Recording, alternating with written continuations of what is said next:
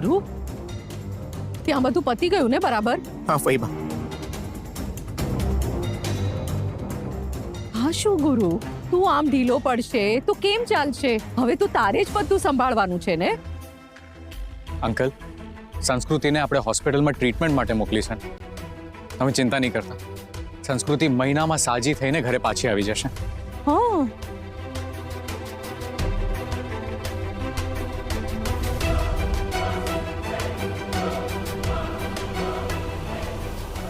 ચાલો ગુરુ અંકલ પાસે જઈએ. તું જા, તારે મસ્કા મારવાના બાકી છે. મારું કામ તો પૂરું થઈ ગયું.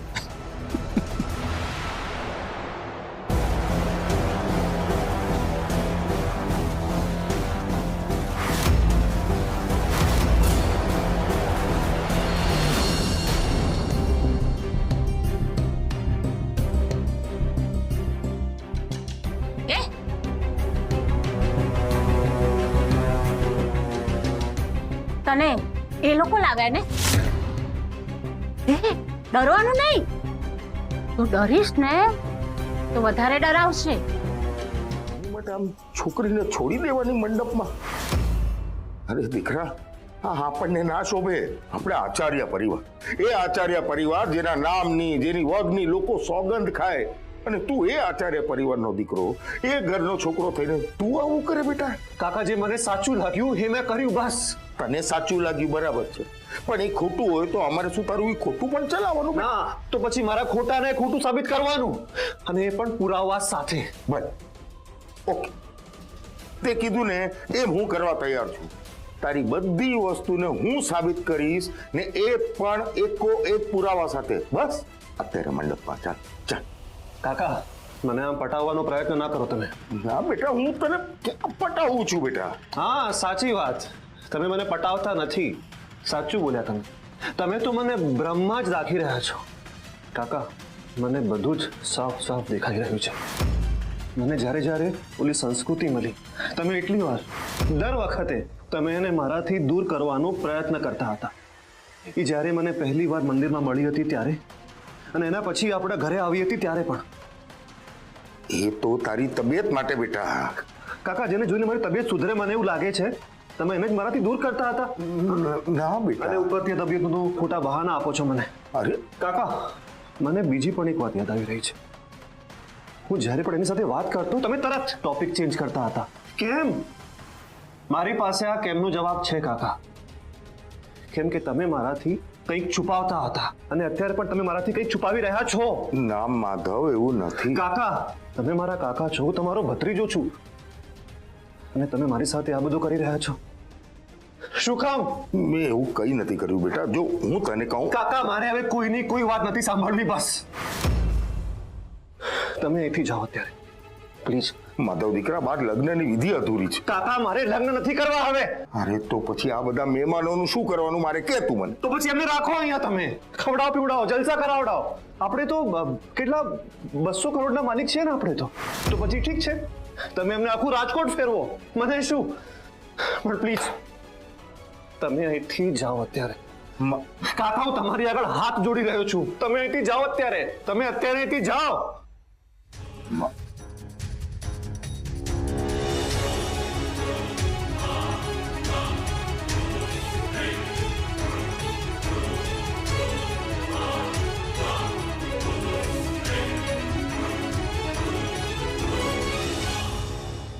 પ્રૂફ તરીકે ફોટો હાથમાં આવી ગયા છે. હવે જલ્દીથી લગ્ન કેમ પતાવા એ વિચારવાનું છે. માધવને ભાન ના હોય ને એ ફેરા ફરી લે તો? હવે એક જ રસ્તો બચ્યો છે. ઇન્જેક્શનની અસરમાં માધવના લગ્ન પૂરા કરી નાખો, એટલે જાન છૂટે. પછી તો એમ પણ માધવે મરવાનું જ છે.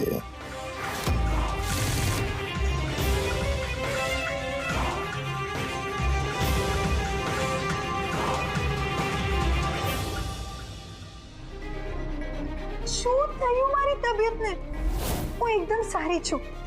મામા, મને એક વાત કહું, પોતાની જાતને પૂછો, તમે ઐશ્વર્યા સાથે ક્યારે આવું કર્યું હોત? મામા પ્લીઝ મને પાછા લઈ જાઓ ને, પ્લીઝ મામા પ્લીઝ. ના મામા ના.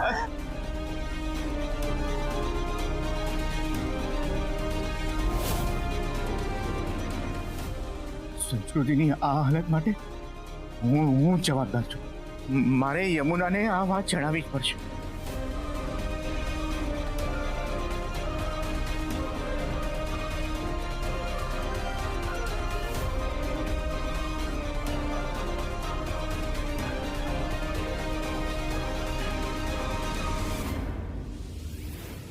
તું પણ સંસ્કૃતિની જેમ ગાંડો થઈ ગયો છે કે શું? હા, યમુનાને ફોન લગાડતો તો એમાં મારે એને કેવું તો ખરા ને કે સંસ્કૃતિ શું કેવું છે તારે એને?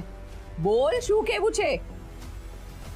એ જ કે તારી દીકરી ગાંડી થઈ ગઈ છે, કે પછી તારે એને એમ કેવું છે કે તારી દીકરીના લગ્ન જે છોકરા સાથે થવાના હતા એ કેશવ મરી ગયો એટલે તારી દીકરી ગાંડી થઈ ગઈ છે?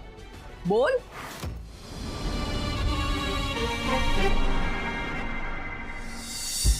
માધવને કંઈ યાદ રહેતું નથી. રસ્તા એને યાદ આવશે નહીં. એ ક્યાંક આડી અવડી જગ્યાએ અટકાઈ ગયો ને તો આપણે હેરાન થઈ જશું ખીમજી. માધવને ગોતવો તો પડશે જ. પોલીસની પાસે ગયો તો મને કોઈ ચિંતા નથી. વકીલ પાસે પહોંચ્યો તો હું ફોડી લઈશ. ખીમજી, આ માધવ ગયો તો ગયો ક્યાં એ સમજાતું નથી. Sorry sir. અને કાકા, આપણે ઓલી સંસ્કૃતિ નગરે જઈ આવ્યા? દ્વારકા કન્ફર્મ. માધવ દ્વારકા જ ગયો છે. કારણ કે બ્રાહ્મણને મન કાશી, એમ પ્રેમીને મન એની પ્રેમિકા. એની પ્રેમિકાને મળવા દ્વારકા એ જ ગયો હશે. પેલા કેમ નો સૂજ્યું? આ પેલા સૂજ્યું હોત ને તો એને આમ અડધે રસ્તે આમ પકડી લીધો હોત. પણ હવે કઈ પણ થઈ જાય એને માધવ દ્વારકાએ નહીં પહોંચવો જોઈએ. કારણ કે જો એ ત્યાં પહોંચી ગયો અને માધવે એની બધી વાત ઓલી સંસ્કૃતિને કરી દીધી અને સંસ્કૃતિએ બધી વાત જો માધવને કરી દીધી તો આપણી બાજી ખલાસ. ઇન્સ્પેક્ટર રાઠોડ, ઇન્સ્પેક્ટર રાઠોડને ફોન લગાડ હમણાં. Sir, phone is ringing. Speaker પર રાખ. Yes sir. બોલો ખીમજીભાઈ. અભિમન્યુ આચાર્ય બોલું છું. મને એવું લાગે છે કે માધવ દ્વારકા તરફ ગયો છે. કઈ પણ થઈ જાય એને દ્વારકા પહોંચવાથી રોક.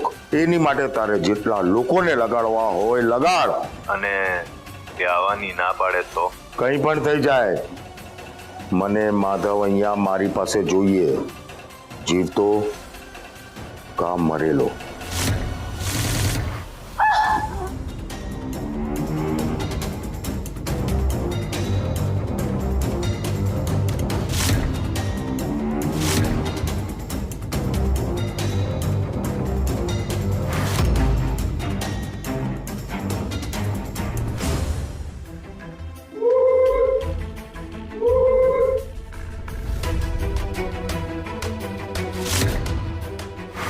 અહીંથી નીકળવામાં તું જ મને હેલ્પ કરશે.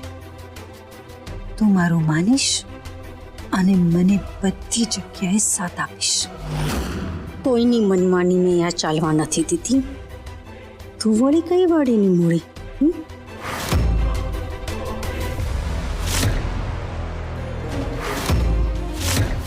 તારે મારો રસ્તો બનવાનો છે. જોતી જા તને કેવી રીતે સીધે રસ્તે લાવું છું.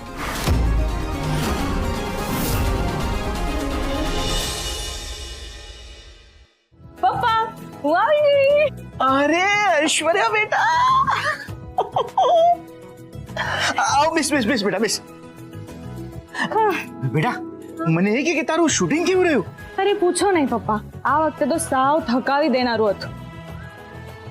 આ વખતેનો જે હીરો હતો ને એ સાવ ઢબુનો ઢ હતો. એને એક ડાન્સનો સ્ટેપ જ ન આવડે. અને જ્યારે પણ ડાન્સ કરતો હતો ને ત્યારે એનું મોઢું જોવા જેવું હતું. એવું મોઢું કરે જાણે કે કોઈ સજા આપી હોય. આમ જ. પછી તે શું કર્યું? કાંઈ નહીં, મેં એને ડાન્સ શીખવાડ્યો. અને તમને ખબર છે, જ્યારે હું નીકળતી હતી ને ત્યારે એને સામેથી જ મને કીધું કે થેન્ક ગોડ કે મને તારા જેવી કોરિયોગ્રાફર મળી, નહીંતર મારો ડિરેક્ટર તો મને કાઢી મૂકત. વાહ બેટા. બેટા, કામ એવું કરો કે લોકો તમને અને તમારા કામને યાદ રાખે.